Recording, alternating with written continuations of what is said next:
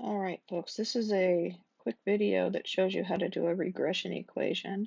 You need this for section 2.1, number 13, and then you'll use it for others too. We get to do more and more regression equations as we continue with our math. So what I've done is I've pulled number 13 out of 2.1. I don't want to just do your homework for you, so I made up some numbers over here. I just changed these numbers a little bit, so I'm not doing anybody's homework, but I will show you the steps so that you can do it with your numbers. When we go to put these in DesMos, because I know you have DesMos, so you can do this, you want to make, the first thing you need to notice is this stuff that I have highlighted over here. In this X column, what we're going to call our X column, the year, if we put in 1990, we're going to get a really big X axis. It's going to have to be really long before we see anything. So we're going to use this little technique where we say, okay, for 1990, we're going to put in a 5 because that's 5 years after the year 1985. So the first thing I like to do is go over here and I created myself a table where I change these numbers. Now, if this is on paper, you could just change them right here in your column, but I rewrote them over here on the right side so we could see what's going on. Then I just copied my fake numbers that I made up over here into my Y column. This problem did say to do a linear regression. Well, you know that the equation of a line follows y equals ax plus b, or we're used to m, but a works too. Now, here's the trick. In DesMos, when you put it in, we're going to need these variables to match the variables at the top of the table. That'll make more sense in a minute. And then instead of an equal sign, we're going to use this tilde. So it's approximately, and then it will do the regression equation for us. So let me show you in DesMos what that looks like.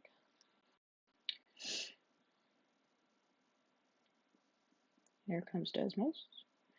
So I'm going to start by going up here to the top left, very top left. We're going to insert a table, and we're just going to put in our values.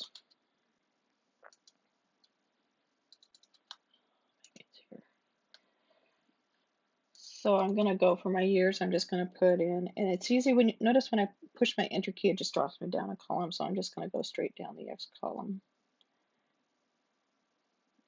And I've got my years in.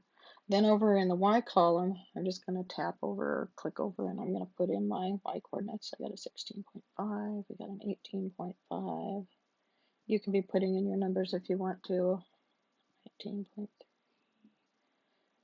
20.1, oops, I don't want to do that, I get in a hurry. Enter, 20.1 and 21.0. So then, now that my numbers are in there, they should be in green. See the little green dot by the Y1. There should be green dots, but I'm not seeing them. So I'm going to shrink my screen over here, and sure enough, there's my dots. Now in the next line down over here on the left side, we're going to put in the formula. Since they said do a linear regression, we're going to put in y, but we need this y to match what's in our table of values up here. So we're not just putting y, we're putting y1. And then we need the tilde, which took me a little bit to find, but you can use the one on your keyboard on your Chromebook, but if you're in something else, it's hiding in here in the ABCs. So there's my tilde. And then I'm going to use an A. You could use an M if you want to.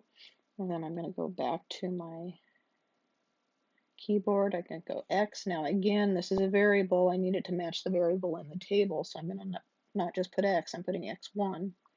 And then I'm going to put in a plus B.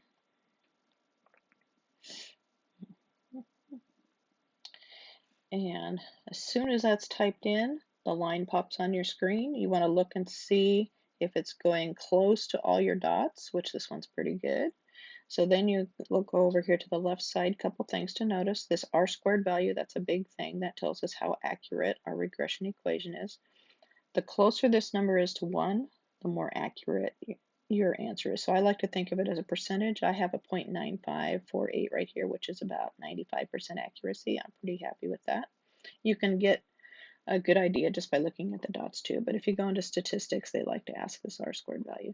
And then if I want my equation, I'm going to remember this A value of 0.212, and my B value is 15.9. So then when I go to write my equation, I go back into my assignment.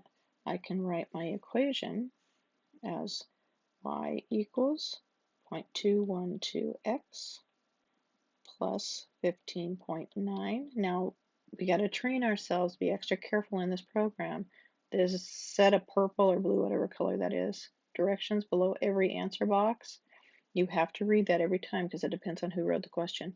So in this one, it says use integers or decimals for your numbers and then round to the nearest hundredth. So I have not rounded to the nearest hundredth with my A value, so I'm going to redo that. I'm going to round to the nearest hundredth. So this is what I would type in if I was doing this. Now I'm rounded to the nearest hundredth.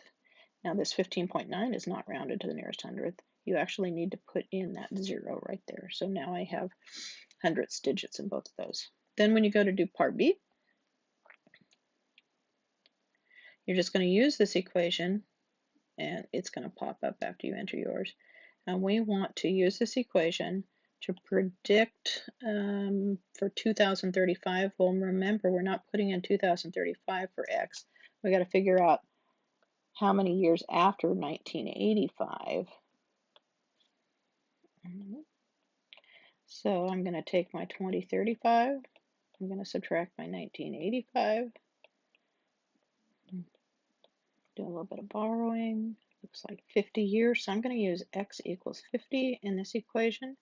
Now, if you're in DesMos, you can just type in 0.21 times 50 plus 15.90. You don't need the y equals if you're just trying to get the number, and then DesMos will, in the right-hand column, spit that number out for you.